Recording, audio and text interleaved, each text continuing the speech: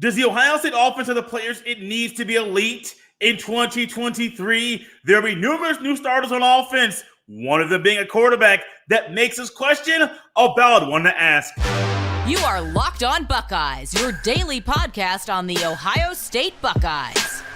Part of the Locked On Podcast Network, your team every day.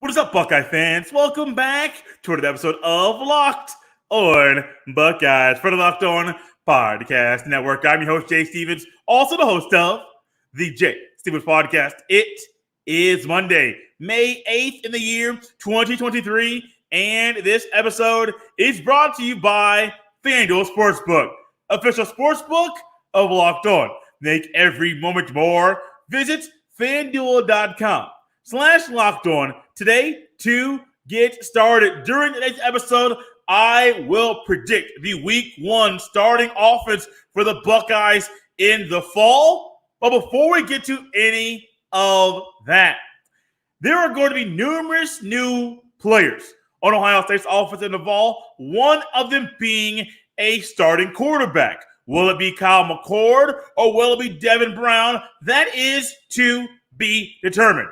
But when thinking about the standard that has been set at Ohio State, the standard is a standard and it should not change. Ohio State fans expect, the coaches expect, to have an elite offense, one of the best offenses in the entire country. When you think about the newcomers, the players coming back, it makes me wonder, does the team have the players that are needed for the offense to be elite in 2023? Before we go into the future, let's think back to last season. What did we see a year ago?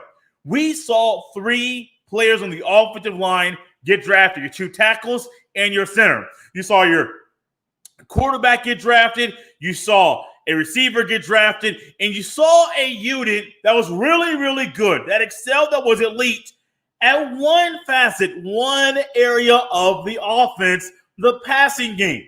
Now, you think about the running back room, you had an injury with Travion Henderson. You had an injury with Mayan Williams. You had an injury with Evan Pryor prior to the season. You had to move chip train him from linebacker to running back. You even used a receiver in David Johnson in the running back room. Now, what are you seeing? You're seeing a position, a very pivotal position of the offense of the team kind of just be decimated in a way at a time. Three of your top five guys, three of those guys were injured. One missed the entire season. A couple others were playing hurt throughout the bulk of the year. And I think that really hurt the team a year ago. That really hurt the offense from being the best unit it could be. Because if you think about the offense, if you think about just the running backs being healthy and three of your 5 O-linemen being drafted in this year's draft, you would expect, and I would expect, buddy, the offense would be elite. But a year ago, it was not elite. I'll make a statement. I don't know if many people are going to make that statement here. The passing game was great. The numbers that may have been inflated, total yards-wise. But, man, it wasn't a well-oiled unit because the running game was not up to the standard that has been set at The Ohio State University. Think about this season. You have an offensive line that's going to have 3 new starters on it. You're going to have a new starting quarterback. That's very important about the offense needing to be elite. And if I make a statement right now as far as does the offense have the players that it needs to be elite in 2023, I think it's a work in progress. I think it's literally to be determined. Because from what I have seen so far, I have not seen enough of this offense so far to say, yeah, they're going to be elite. The receivers can be great. Like Harrison Jr., great. Abuka, great. Julian Fleming, I believe, will be better in the upcoming season. Kane Stover, look to see him improve on the season. Travion Henderson, Mayan Williams, I hope they're healthy for every game this year. But, buddy, I can't sit here and say on May the 8th that all of a sudden the offense, I can predict that they have the players to be elite because I haven't seen enough, and I don't believe you have either. Probably going to have a new starting left. You're going to have a new starting left tackle. Who is it going to be? Josh Simmons, Josh Fryer. Who is it going to be? Whoever it is, it's new. It's going to take them some time to get acclimated to playing Buckeye football at the position week in, week out, week in, week out. So if y'all were looking for Jay to make a yes or no statement on today, it's not going to happen, at least in regards to this topic. Does Ohio State have the players needed to be elite? I don't know. I believe the receivers, they can be elite. I believe the running backs, we've seen enough from them. They can be elite. The tight end, Cade Stover, I believe in him. Joe Royer, I think we'll get some good play from him as well. But there's too many question marks on this offense, and it all falls in one area. Can the Buckeyes have an elite running game this year? I don't know, man. I don't know. I'm in that situation where I am not going to make a definitive statement, yes or no, with this question. But you know who can make that statement, that definitive statement about what they think is going to happen in the upcoming season? That's you. I know you guys might be in the YouTube comment section saying, ooh, Jay, this, ooh, Jay, that. Great, cool. That's what it's there for. But I can't sit here and say right now, at this point in the year, that the offense is going to be elite and that they have the players to do so. Here's what I can say. In the middle of the season, week 5, 6, game 5, 6, 7, because I do believe the Buckeyes bye week is in the first quarter of the year. What we can say is, yeah, we see some signs of growth. We see the O-line coming into form. We see the players working. We see the coaches grinding. We see Ryan Day allowing either him calling the plays or either allowing Brian Hartline to call the plays. And whoever the play caller is, we see them assisting the team and the players to be the best unit they can be, and for the team to be elite in every facet on the offensive side of the ball. That's what we can see in the middle of the season. But I think most of you might be like me. I need to see more. I need to see more from the O-line. I'm comfortable at tight end, comfortable at receiver.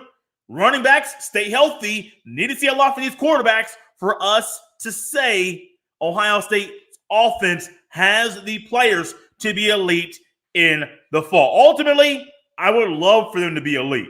Honestly, it's fun to watch an elite offense. It's fun to watch an offense that's hitting on all cylinders every time they're on the field. You know what will also help the offense be everything it can be on the field? A head coach in Ryan Day who gives us more of what we saw from him against Georgia, gives us that passion that we saw when he was talking about the S2 test and C.J. Stroud during the NFL draft. If we get that fiery, passionate head coach every single week, and that's something that he is able to pass on and get some of that fire, and the coaches display that in their own personal way, that would be a great way for the offense to be the best unit it could be in the fall and for it to be elite. But May 8th, 2023, you're not going to get me to come in here and say that, yes, the players that Ohio State has on offense, they are the players that are needed for the team to be elite. I just can't do that. Maybe you can, but yours truly, I cannot. One thing I can do is predict Ohio State's week 1 depth chart, and also at the same time, give you a 2 deep as well, 3 deep in some positions, but it's time to predict Ohio State's week 1 depth chart. I have it coming your way next here on Locked On Buckeyes. This episode is brought to you by FanDuel Sportsbook. Make a fast break to FanDuel during the NBA playoffs, because right now new customers can get a no sweat first bet up to $1,000. That's $1,000 back in bonus bets if your first bet doesn't win. There's no better place to bet all the playoff action than America's #1 sports book. Visit FanDuel.com/LockedOn and get a no sweat first bet up to $1,000. That's FanDuel.com/LockedOn. FanDuel, official sports betting partner of the NBA. As Locked On Buckeyes rolls on here on a Monday, I want to thank you for making Locked On Buckeyes your first listen or first watch of every single day. Locked On Buckeyes is a part of the Locked On Podcast Network, your team every day. Subscribe to Locked On Buckeyes on Apple or Spotify or the Odyssey app or the YouTube so you don't miss a beat. There'll be a fresh new episode coming your way every Monday through Friday, 5 days a week. So this is something that I have been holding off on for quite a long time. I did not want to be someone that at the end of spring practice came out and said, hey, this is my projected depth chart, knowing that we are smack dab in the second transfer portal window of the offseason. So I felt like it would have been a disservice if I took my time to project that, just because I don't know who's going to be on the team in May. We saw two receivers transfer. I believe there was a kicker that transferred. Ben Chrisman he transferred into the portal, just committed to be a Kentucky Wildcat. And so you have guys that transfer, and I felt like it would have been a disservice of my time, but more importantly, to your time, to go ahead and unveil this thing after spring practice concluded. So this is the time. I've kind of hinted at a couple things over the past month, or really over the past 4 or 5 months in the offseason in regards to who I think will start for the Buckeyes in the fall. I'm going to go over the depth chart. Most of it's a 2 deep. Some positions, there are 3 guys that I believe are head and shoulders above the rest in this room. But me projecting who I believe will start in the week 1 depth chart for the Buckeyes. Number 1, I made a statement prior to spring practice, in middle of spring practice, post-spring practice. I believe Kyle McCord will be QB1 for Ohio State week 1 against the Indiana Hoosiers. I've been saying it for a long time. It's not just his experience. And I understand what we saw during the spring game. But I do believe there's something about the experience he has in the program and kind of the belief the team has in him, and also his skill set of being a really good passer. Got to work on some decision-making. But think about the C.J. Stroud. Think about what we saw from him when he started to be Ohio State starting quarterback in 2021. He almost started his career at Ohio State as a starting quarterback as 0-2. You can't tell me if Mo Ibrahim remains healthy in that game week 1 against Minnesota on that Thursday evening. You can't tell me Ohio State was a clear favorite or was going to make it easy to win. No, I really think that Ohio State was probably going to lose the game against Minnesota if Mo Ibrahim, Minnesota's running back, that went off in 3 quarters when he played that game if he stayed healthy. So for me, it's Kyle McCord. I think Kyle McCord is going to be QB1 for the Buckeyes in the fall week 1. QB2, Devin Brown, really good, talented quarterback. I just think there's more to be desired of him right now based on him. If I have to make a statement, who's going to start? QB2 is going to be Devin Brown. Kyle McCord is my starter. The third quarterback in this room, Tristan Gebbia, Oregon State transfer quarterback. He is going to be the third quarterback in this room on the depth chart. Number 2 is the running backs. Now, this one might be controversial, but this also goes through with the things I have said over the past year and a half hosting this show. Started running back for Ohio State week 1, Mayan Williams. Backup running back, Travion Henderson. The third running back on the depth chart, Chip Traynham. I think Chip just keeps chipping away in practice, just showing everybody, hey, put the ball in my hands. 60, 65-yard, 70-yard touchdown run. I can do this thing against our defense. And I'm going to talk more about the defense tomorrow during tomorrow's show and give my projected depth chart for that side of the ball during week 1 as well. But I think Chip Traynham's the third running back. I know Dallin Hayden is good. I think Chip's going to be higher than him. And ultimately, I do think with Evan Pryor's injury from a year ago, I think that might be something that halts the coaches from moving him up the depth chart right now. I still think they're going to kind of hold Travion Henderson and be kind of cautious with him week 1. And I still think Mayan Williams has proved he's RB1 for this team right now. Wide receivers in this wide receiver room. We got an X receiver, we got a Z receiver, and a slot receiver. Your X is your number 1. Your Z is your guy on the other side of the field, an outside receiver, but not your number 1 guy on the field. And then your slot receiver. This one is similar as last year. Your X receiver, Marvin Harrison Jr., 1 outside receiver. Julian Fleming, your Z, your other outside receiver. And then your slot, Emeka Egbuka. I think that's not going to change. I don't think it's going to change. I don't see that happening at all. Backing up those guys, Jaden Ballard backs up Harrison Jr. Carnell Tate backs up Julian Fleming. And actually, just to be honest with you, those can be interchangeable. I really do see Carnell Tate more. I'm going to change this really quickly. Carnell Tate backing up Harrison Jr. and then Jaden Ballard backing up Julian Fleming. And then the other guy in the slot is Xavier Johnson. However, I do think you're going to see a dual purpose for Xavier Johnson in this offense. Because we have seen him in the backfield. We see him go in motion. You see him play the slot. He does a phenomenal job making that happen each and every week. So when I think about these guys here, I think it's very simple when it comes to the backups. Things get interesting.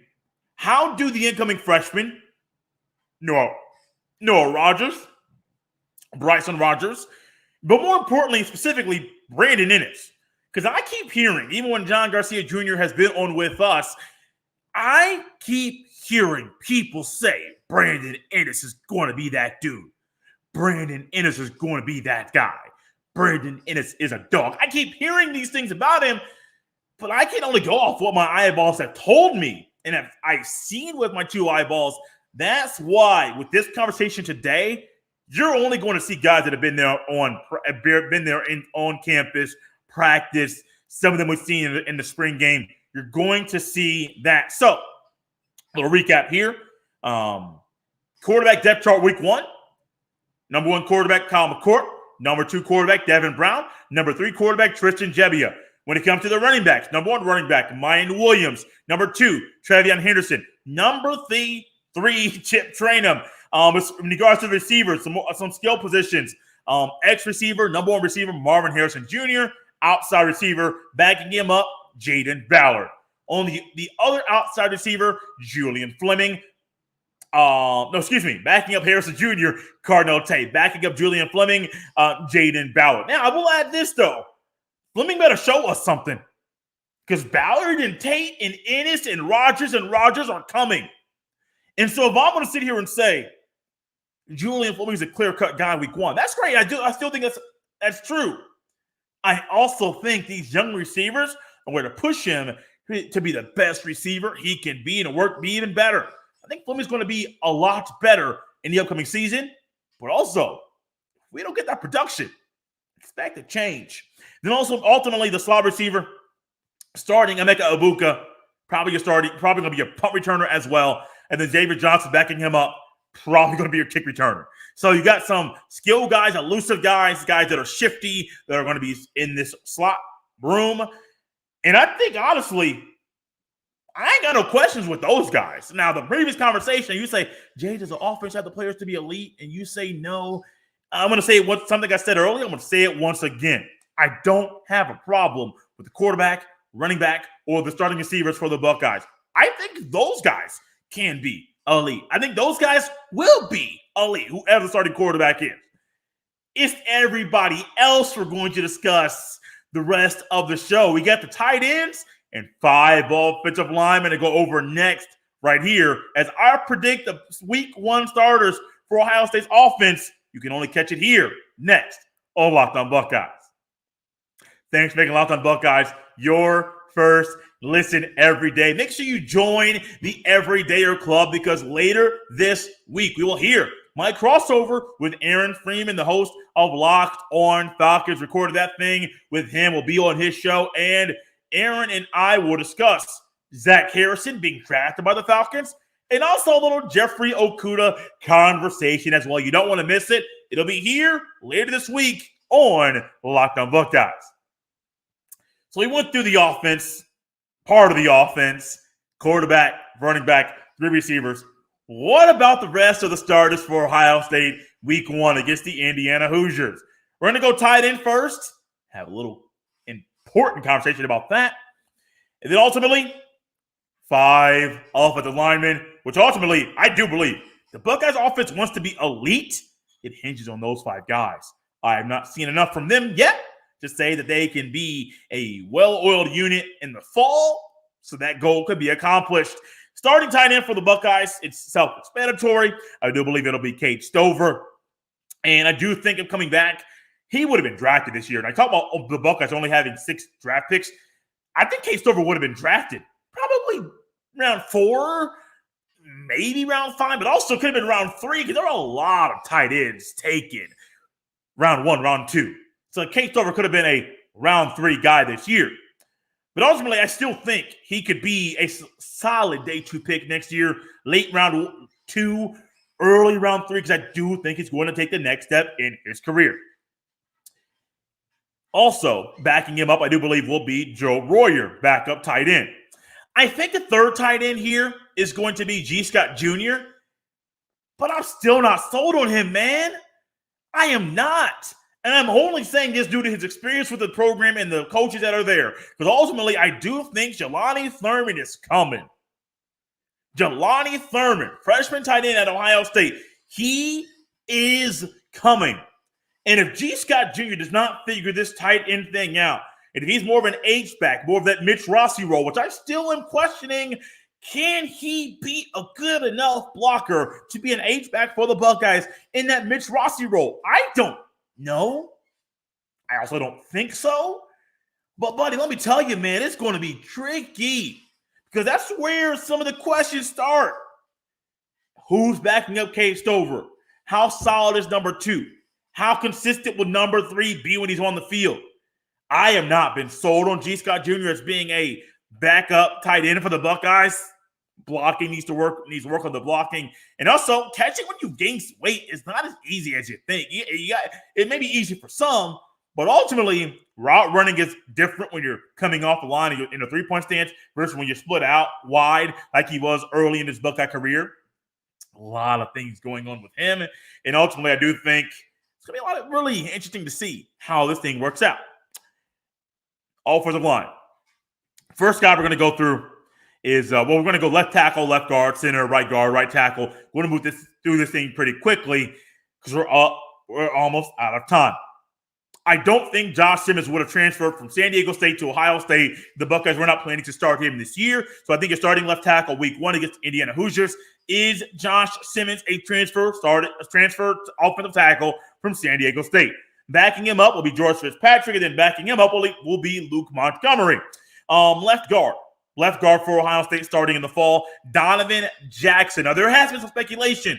Will Jackson go from left guard out to left tackle to move Joshua Fryer back to right tackle, where many people think he will be? Ultimately, I don't think you need to move Donovan Jackson outside to tackle. And ultimately, I'll talk to somebody, and they're not sure if Donovan Jackson can play tackle, if that's the best position for him to play. So let's put a guy in where he's best suited for the team to be successful in the fall. Donovan Jackson. Backing him up, Austin Saraveld. Things get a little bit more clear-cut kind of after this. Center, Carson Hinsman, starting in the spring game. And I do think the injury to Jacob James and Vic Cutler being a transfer, I don't know how well and how quickly Vic Cutler will be able to be in consideration to be a starting center. Jacob James' injury, I think it's set him back in this conversation. Carson Hinsman starting center for Ohio State week 1 against the Indiana Hoosiers. Last but not least, the other ones, I think we kind of saw this being hinted at even a year ago. Starting right guard, Matt Jones, I think will be a really good pro at the end of the season. I do expect him to go into the NFL draft. Enoch Vamahi will be backing him up. And then ultimately, Joshua Fryer, starting left tackle for the Buckeyes in the spring game. I believe he's best suited to be a right tackle. I do believe that's where he starts week 1 against the Indiana Hoosiers. Then backing him up, Tegra Tishabola. There was some conversation. Would it be Tishabola or would it be Zen Mahalski? I do think Tegra Tishabola will be backing up Joshua Fryer. To review this pretty quickly, starting tight end, Cade Stover. Backing him up, Joe Royer. Backing him up, G. Scott Jr., but G. Scott better be ready. These young cats are coming for his spot. Starting left tackle, Josh Simmons. Backing him up, George Fitzpatrick. Starting left guard, Donovan Jackson. Backing him up, Austin Saraveld. Starting center, Carson Hinsman. Backing him up, Jacob James. Starting right guard, Matt Jones. Backing him up, Enoch Vamahi. And then starting right tackle, Joshua Fryer. Backing him up, Tegra Tishabola. We're out of here on a Monday. Glad to be back with you. Got a lot of good stuff coming your way. Make sure you subscribe to Locked On Buckeyes on the Apple, on the Spotify, on the Odyssey, or the YouTube apps. Make sure you subscribe so you don't miss a beat. You can follow me on Twitter at JSteven07. You can send all of your emails tjstevens317 at gmail.com. We're out of here, guys. Hope you have a great day.